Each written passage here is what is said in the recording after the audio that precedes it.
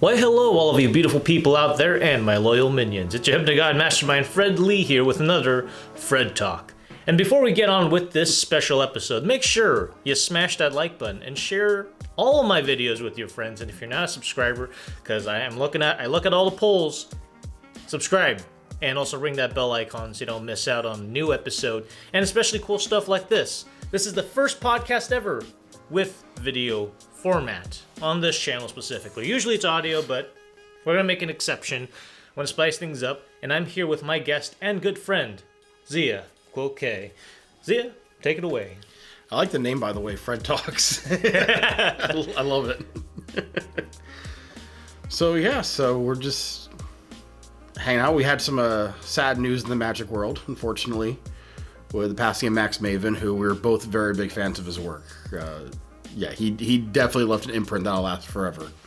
Yeah, and some of you may have followed my Instagram and other social media posts. I did meet him a while back, took some of his courses and stuff in person. Really nice dude, and he's made an impact on all of us, really. Yeah, I remember World's Greatest Magic as a kid, watching and him coming on and doing these little smaller magic bits, but they were interactive that you can do at home with your television. And I remember doing like the clock face one, and then the celebrity one, and of course the famous line in the magic world now, gray elephants in Denmark. The greatest meme of all time amongst magicians. Yeah. It was such a cool thing, because I remember Matt King during the before and after the commercial break showing you fun little tricks, and then performing it. Then when they come back from the commercial, you would actually learn how to do it. And they're simple, like the king and the queen, you put them in, then you toss a deck and they're out. Simple little tricks like that. But Max Maven's tricks being interactive with the audience at home on a television thing, especially in the 90s like that, it was huge. That was really creepy. He also had like a full TV special where he did nothing but interactive stuff. I've never seen that, actually. It's floating around on YouTube somewhere, so I need to check that out, because like I said, Max Maven, his stuff really was incredible. So definitely a fan of his for life. And as we've kind of alluded to with our brief little conversation about Max Maven's recent passing, bless his soul, both of us are magicians. He formally did some stuff. Kind of walked him through exactly your history. Yeah, so I'm the son of a clown. And put it easily, my mom's a professional clown since before I was born. She actually left a really, really good job at AT&T in San Francisco to go to clown school. And she did not the Ringling Brothers Bar and Bailey Clown School, but they did like a clown training seminar kind of thing. And just taught you some of the basics of clowning. And then brought that knowledge back home, taught a whole bunch of her friends. And it was kind of weird, because to everyone else, it's your mom's a clown. To me, that was her job. That's my normal. And so growing up, it was weird. Like I had one friend, Caitlin, who for years she did this. Every time she saw my mom drive around town, she would have to call me. This started in like high school, mind you. And would tell me, I just saw your mom drive around town. I'm like, so? And then she'd always follow me and go, she's a clown. Again, so what? So I decided to do it back to her. She's like, so? I'm like, but your mom's a dental hygienist. And just kind of give her a taste. And she's like, but my mom's not special like that. I'm like, but that's how it feels to me. Like, it's just her job. And so growing up in the clown world, like I started clowning with her when I was 3. And at 5, I got to do a couple spots at a circus with her when they came through town. They hired her to help do walk around stuff and get the crowd going before the show started. And she had me help out with her a few times, which was really exciting as a kid. And then I fell in love with magic. Actually got lost at a clown convention. Yes, those exist. And it is nightmare fuel for a lot of people. But I remember they had these things called now they're called vendor rooms. Back in the day, they're called dealer rooms, which sounds so sketchy now.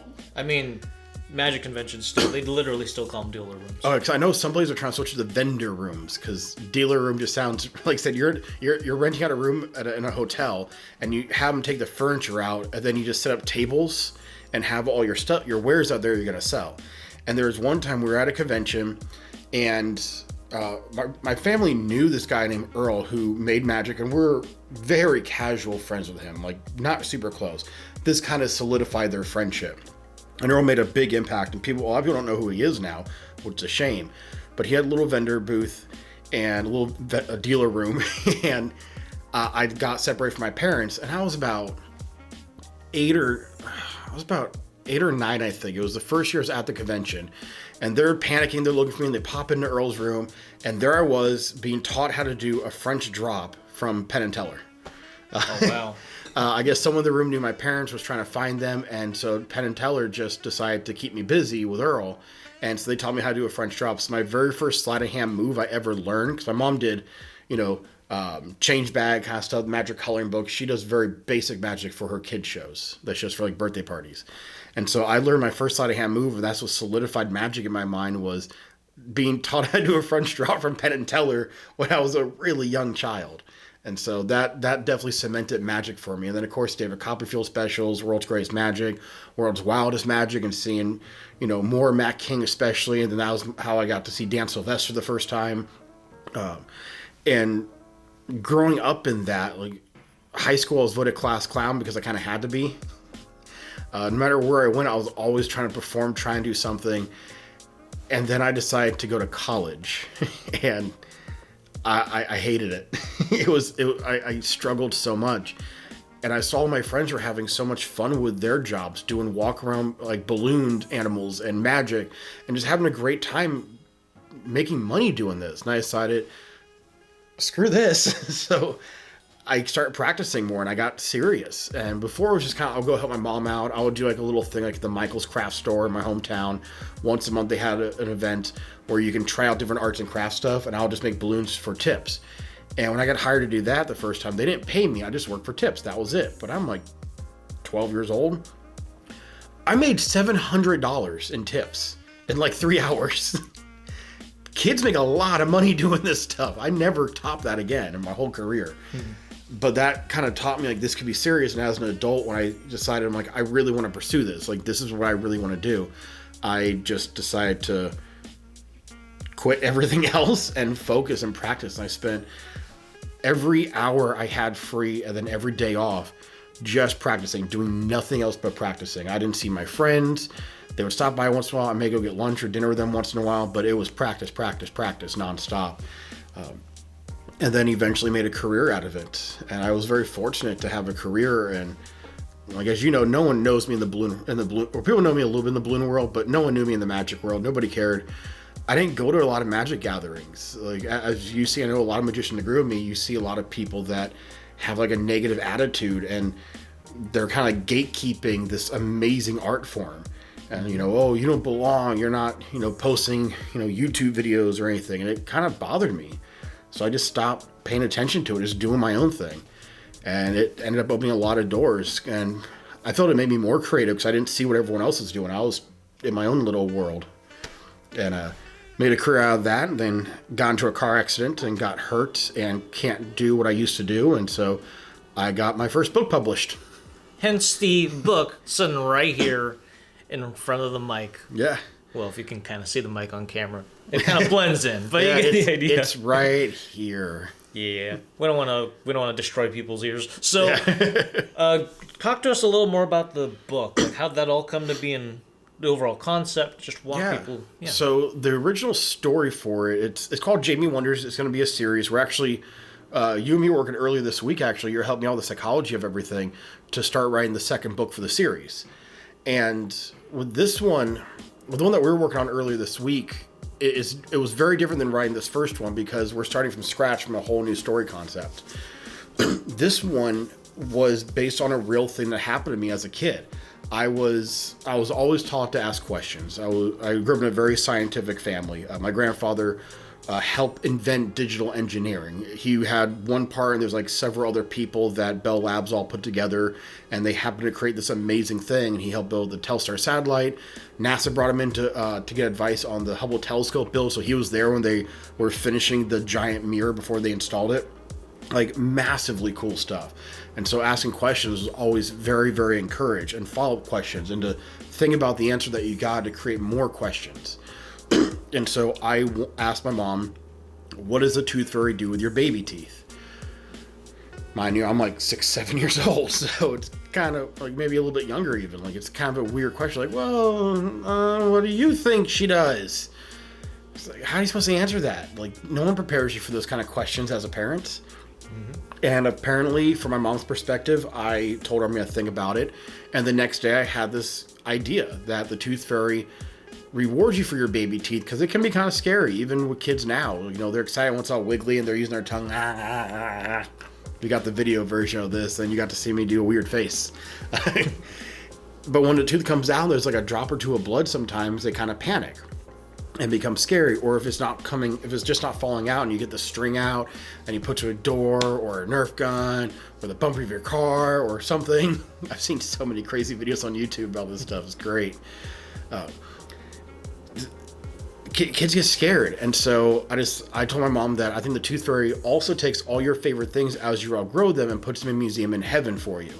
And my mom, you know, I used to go to, Sunday school every single Sunday, every single week kind of thing. I think we're called like the Good News Bears or something. That was, I don't know why I did this little arm gesture. We're the Good News Bears. Yeah, that sounds about right. Yeah. And he had like bear points to earn for helping out with stuff. And then had a little prize boost so you can turn your bear points. Like it was fun as a kid. It's unbearable now. God, that was unbearable. I got plenty of honey for that, so. God, I just gave like 2 jars of honey the other day. Yep. Still have to try those. But yeah. We'll do that after this.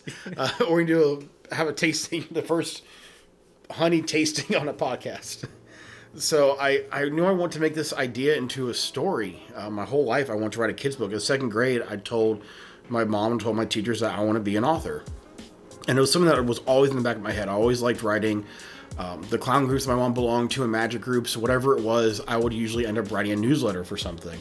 Or when she became like, the secretary, the vice president of, the convention or the group or the clown alley that we belonged to, we always belonged to a few different ones. She would always write like a column in newsletters and I would help her. A lot of times she'd tell me what she wants to talk about and I would actually write it so it sounded nice. Even in like elementary school, I was doing this. Around the time that Penn and Teller taught me how to do the French drop. And so I always loved writing. I was always writing stories, always come up with things. Then high school I got into film production, so I was writing little stories to film. And we even did an episode of Pimp My Welder. I'll just show it to you one day. It's pretty bad. My brother was a welder, so we had my friend be the host, and we pimped out a welder. So we had like running lights and fuzzy dice and a mini fridge that had chocolate milk and pizza in it. We chromed the tank on the back by just wrapping aluminum foil. And like I made these projects and we just made these little movies. We made a horror movie. We actually entered some of the local film festivals, nothing major. And it was fun. I hung out with a lot of film guys that were like local to the area. And I always knew I wanted to do more with creative process and writing stories. And that kind of helped my magic stuff too. Come up with unique routines. It wasn't just about doing the trick. There's a story behind it. It was a visual aid for a story. For instance, I did a coin matrix routine when I was younger. I actually found the coins just recently. Oh wow! I forgot I had these even, but I found these really, really nice, like actually hand stamped metal, like pirate coins that are painted gold. They were like $25 each. They were not cheap.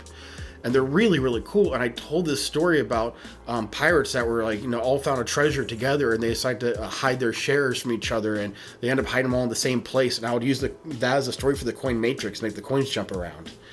And I even mentioned the Oak Island mystery during it, which is a whole other thing I can go on about. And everything I did from then on was very story driven, and it helped me stand out a little bit from other magicians in my area because no one else is doing that. And also I had a mohawk and wore kilts and the tattoos and the piercings, and I definitely looked different because I didn't wear dress clothes. So I'm getting hired for like these nice events where everyone's in like suit and ties and wearing Rolexes, and here's me in a kilt and a punk rock band t-shirt doing these magic tricks with these really cool stories. A lot of times I'll take them from real history things and make stories out of them to help with the tricks. I'm teaching like history lesson at the same time. I was a huge nerd with this kind of stuff. And then with a car accident, I couldn't do my balloons. Like I won 2014's Master Balloon Artist Award. I won the international title for clowning when I was 13 with my family on a skit that I wrote. So like I was really invested in this lifestyle. And I realized that I may never go back to doing my magic. I may never go back to doing my balloons. And I was very, very lost. And you were there for all of this. Like you knew me before the car accident. And it was such a depressing time. I remember trying any hobby I could do. But then we started finding out I was having problems with my hands, and we're figuring out that I have a neurological pain disorder, and this has taken like 3 years to figure that out. What was wrong with my hands? And during physical therapy, I was listening. We have a friend in common, Chris Heron, as Faust, and he was interviewed on this podcast, and he mentioned that I think he would like to interview you with your clown background, your balloons. I'm like, yeah, it'd be great. So that was the last thing I did as my balloon guy persona that I had, that I put so much work into creating this balloon guy persona and this unique name. Like, you weren't getting, a birthday party clown doing balloons. You were getting Zia the balloon guy. Like, I marketed like crazy for years to build this name up, and then losing all of it. And that was the last thing I did as Zia the balloon guy, was this podcast after my car accident, mind you. And that was kind of like my cherry on top of my career, and it was really depressing. And about a week later, I'm at physical therapy, and the podcast, he does them live on Facebook and a couple other things, like, through Streamlabs or whatever. And I'm lying there getting, like, they're like moving my legs back and forth and doing like the tens unit kind of thing. And I'm lying there listening to this podcast because I'm like, I don't feel like listening to music that day. Nothing was really feeling inspiring. I was really depressed. I knew that I was just going to be a ton of pain after physical therapy, like I always was. And then I go to my mom's house, and I have to go there and, like, because she was just around the corner, and rest for like an hour or two before I can make the 30-minute drive back home to my house. And he was interviewing this author who named Aaron Ozzie, who was talking about his kid's book called Regulus. It was turned into an Amazon Prime movie and all these amazing things. And the Tooth Fairy story started popping in my head again, because I had written it like over 10 years earlier on my tablet, wrote the story out, just didn't know what to do with it. Because everything was expensive, like $3,000, and like, we'll print you a copy, and then, tell stories that it's available, and then that's it. Like, I didn't know what to do after that. I'm like, how do people get signed to be an author?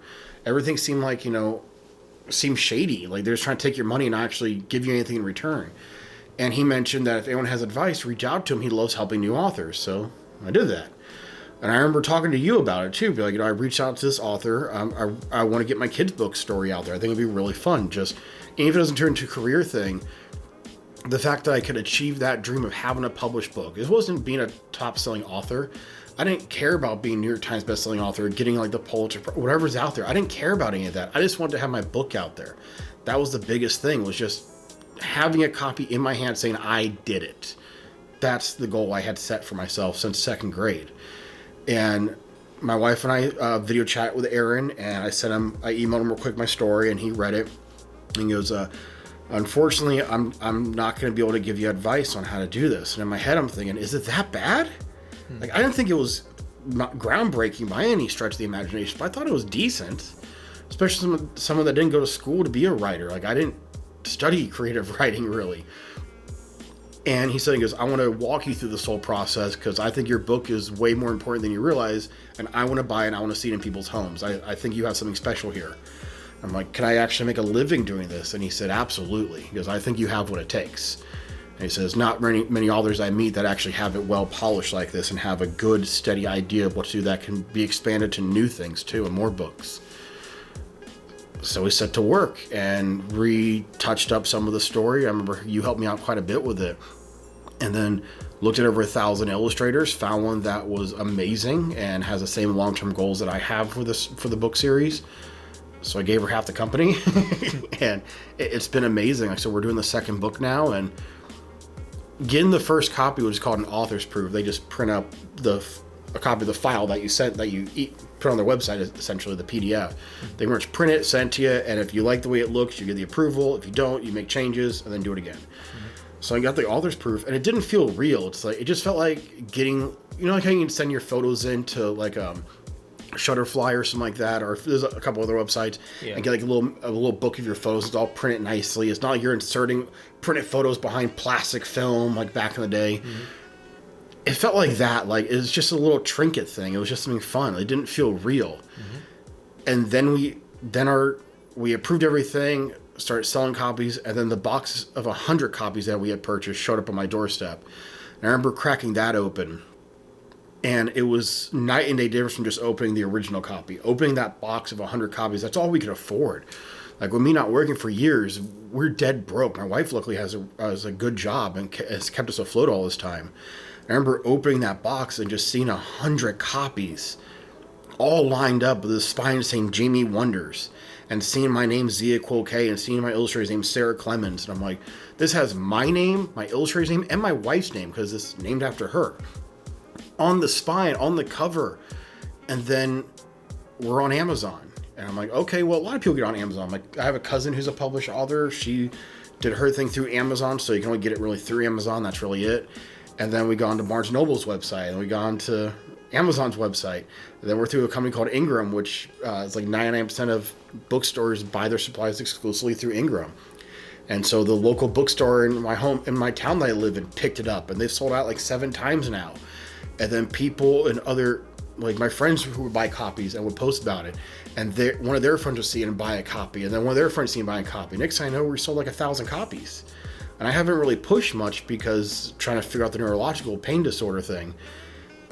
And it's just been going really well, to the point where, like, we're doing the next book. Like, it looks like I'm going to be able to do this for a living.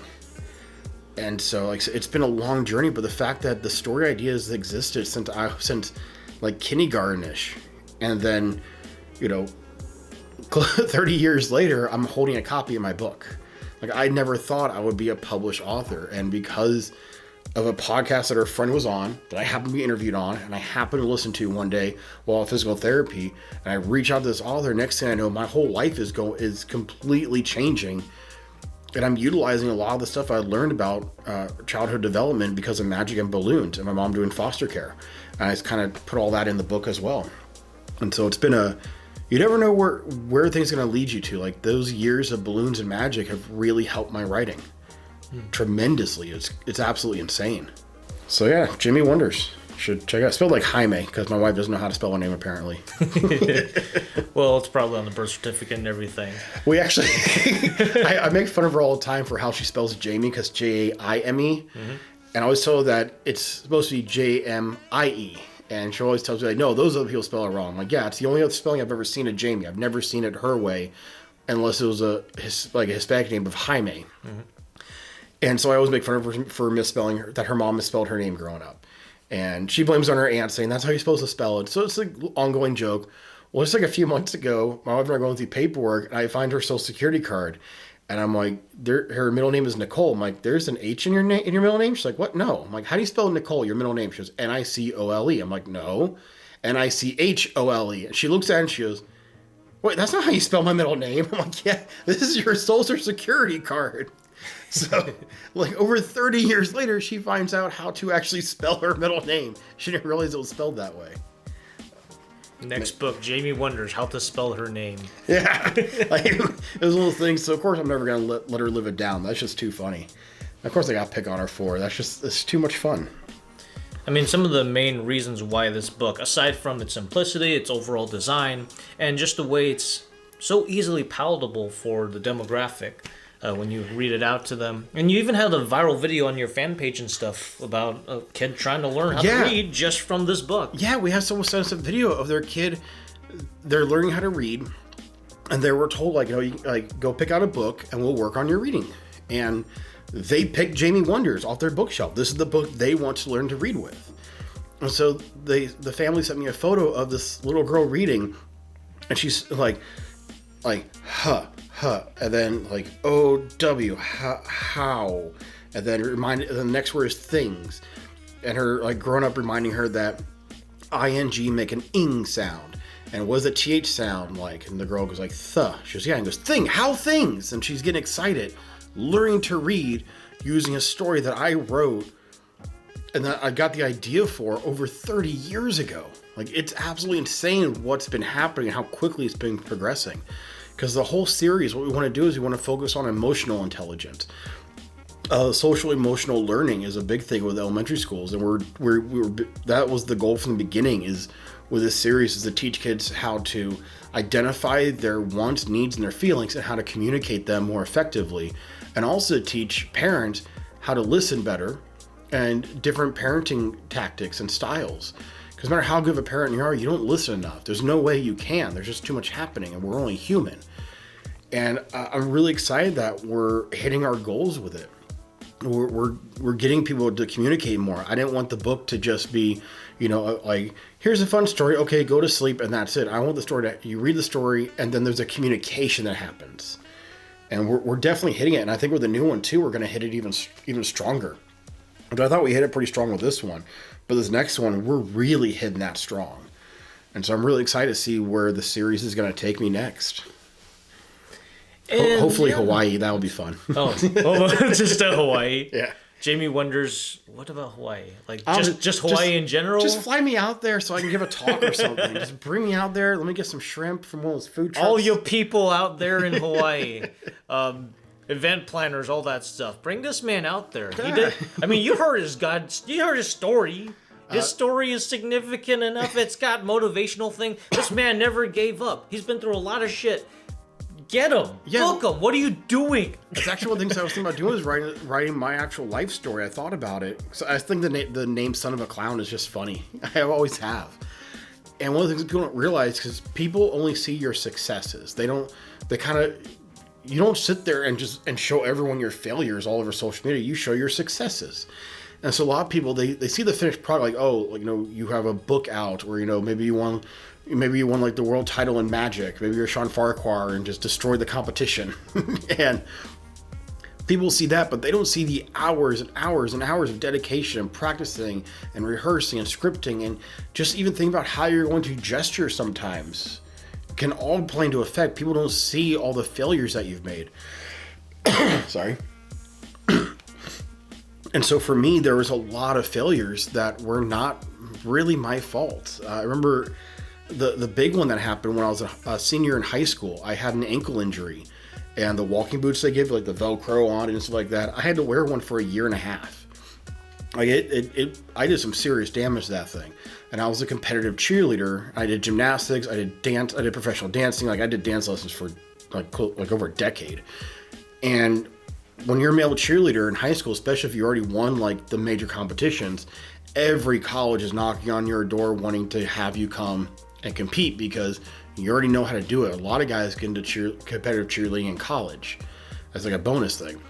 But coming in the gate, I could really help out the teams. So I used to help coach in other teams in the area. I would help out at like cheer camps. Like I was really into it. So it was honestly an amazing workout. It was a really difficult sport. And the ankle injury caused it where every scholarship offer was gone. So, and male cheerleaders get usually full ride scholarships. And when people say full ride scholarship, they don't realize how big that is sometimes.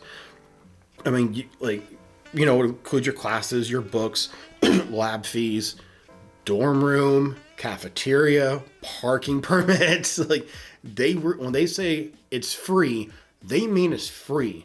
Anything I'm going to do towards my education, I don't got to worry about. I won't have student loans. My family won't have to worry about making payments. Nothing. It's, hey, you do this sport. You do your cheerleading, your gymnastics, your dancing. We'll take care of your education. Just come on. And losing all that, especially when you're 18 in high school, because I turned 18 at the beginning of the school year, it's scary. Like, because you always get told as a kid, I don't like this in a way, like, what are you going to do when you grow up? What are you going to do with your life? Especially when you're like 16 is when it really hits, like, what are you going to do for the rest of your life? And they really pound that into you. I don't know. I know I want to go to college. I know I want to study psychology and physics and internal medicine. Because part of me wants to be a psychologist, but I also really want to be either a theoretical or an astrophysicist. I really like physics, and then I also want to become a medical doctor. I'm like, well, I can get multiple degrees. They said they'll pay for anything as long as I keep cheering, so I'll just keep going, just keep exercising and doing what I love doing, getting more education. And so losing that, all I could think of was, what am I going to do with the rest of my life? So I went to community college, and because my thing is, if I can't get into a university or state college or junior college or anything like that, I can still go to community college and get the fundamentals done and get the math out of the way, the English, all that stuff. And I got into judo. I had an amazing instructor who was a former Olympic coach and a doctor of muscular physiology and nutrition who really taught us to never give up and that there's always time to relearn stuff. Adam Savage even talked about it in one of his talks before about wanting to learn how to weld when he was like 19. And he goes, well, that's something you learn in high school in shop class, so it's too late for me. And he was only 19. And at 19, you're like, yeah, it's too late. You're like, yeah, I agree with him. But as he got older, he didn't learn how to weld till I think close to 50 years old. Is when he finally learned how to weld, and he's doing it all the time now. It's never too late. And so even though I couldn't go to like these major universities that were, fighting for me to come to their schools, I could find something totally new. And I got into judo and got really good at that. And then I started doing more magic and balloon stuff. That's when I got serious about the performing thing and really pushed through that. And I even lived out of my car for a while, just kind of not living out of my car. I still had my parents' house that I can always go to and had a room there. But I just traveled and I just street performed in whatever town I happened to be in. I moved to Washington for 6 months. I was only supposed to be there for a month. I lived in San Francisco for 3 months. I did cruise ships. I did a little bit of everything. Just whatever opportunity I had, I didn't care what it was, I did it. I remember doing a magic show a couple of times at a juvenile hall facility, which, that's a tough audience. It was for like a Christmas event they were doing. I did it 3 years in a row, and oh man, if you think you're tough and there's a 12-year-old who can punk you out, you realize real fast you ain't tough. But like they taught me a lot too. They taught me to be more appreciative of where I come from and what I have and what I can achieve. Like, so I'm very fortunate. Like I'm always really careful. I don't want to get an ego like so many other performers do. I really try to keep it in check. And your friends, your true friends will help you with that. Like you and Denny definitely helped me with it. And then we also do the same back to each other. You want to make sure your friends don't get too big for their britches kind of thing. And I'm really fortunate that the magicians that I do spend time with, there's very few of them, but they're all just really down-to-earth, fun people. We don't talk shop a whole lot. I'm very fortunate. I'm casual friends with Wayne Houchin, and we don't talk a lot of magic. We talk a lot of everything else in the world. It didn't matter if it's something that interested us or not. The fact we have a conversation and just have a good time meant the world. So, and I think that's what helps my magic more is the fact that I'm not focused on it 24/7. Yeah, I'm very casual. I'm very casual with everything I do. I wish more people were that way, because I like spending time with magicians, because you never know what's going to inspire you. One of those encounters can make you come up with a whole new routine that sets your career into a completely different path. Don't hyper focus so much. And on that note, before we wrap things up, any final things you want to say for the crowd before we wrap up this podcast? Buy my book. It's really good. I'm not biased in any way, shape, or form. I realize I just kind of rambled a lot. I do that a lot when I'm nervous. I've done a few interviews, in the past, but I never really know what to do. So it's fine. That's the cool thing about just this podcast in general. We're just chilling. I just throw out questions here and there if you don't know what to do, right? Well, it's like I tell people all the time too. You don't have to know the game plan. You don't have to know what the plan is or have a map to the treasure. You can wing it. That's half the fun sometimes. Just not knowing it. I'm also really big on sharing information, and you are too. Like, I don't have secrets. If you want to learn how to do something and I have that information, I'm more than happy to share with you. I've taught balloon artists in my own area that cater to my own town how to do the exact same stuff I was doing that I was charging double the money for, and teach them how they can do it, because why would I not want to do that? They're not my competition. I compete with myself and no one else. And I think that's what made me get to where I was because I didn't treat other people like they were against me. So, yeah, treat people the way you want to be treated. Quit trying to hide everything, because if you want to be the best, you can't hide information. That's a pet peeve of mine. I want to see every student I have get better than me. That's the goal. I want to see them destroy me with skill, whatever they're doing. That's a proud moment for me, and I wish more people did that. So, go teach someone one of your most close secret things for your performances, whatever you do. Just go teach them. So, and speaking of teaching secrets, I just recently put out a download for 3 magic effects. And obviously this is not meant for absolute beginners. This is stuff that'll question your sanity to an extent, because it's pretty technical. But these are hypervisual magic effects that have garnered a lot of views on my Instagram. One of which you've probably seen and recognized, and some of you out there may be super stoked for that. So all the stuff, including how to get the book and the download and all that stuff, it's gonna be in the description. So tell definitely me more. check Tell that out. me more. Like, do I pick a card? That was horrible. Wow. I was way too excited to tell that joke. It's not a pick a card, but it's super hyper visual stuff. There's the trailer should be somewhere. I know. But anyway, I know the one for sure you made, and that thing looks gorgeous. That thing's really cool. I remember watching, going, "How do you do that one?" Then immediately coming over here and be like, "You gotta show me this trick." Oh yeah, these are super awesome, like brain destroying type of stuff. Yeah. And it all looks like CGI. That's why the whole project is all about doing magic that looks like CGI, not just in front of a camera, but you can also do it for real people and just destroy them in that sense too. There's a lot of work that goes behind it, but I go through every painstaking detail I can possible with the limited stuff that I have just for you. So definitely check that out. And again, thank you so much for coming on to the podcast. And I'd like to thank all of you for watching. Don't forget to subscribe if you haven't already. My name is Fred Lee, and thank you for listening to my Fred Talk. Go buy the book.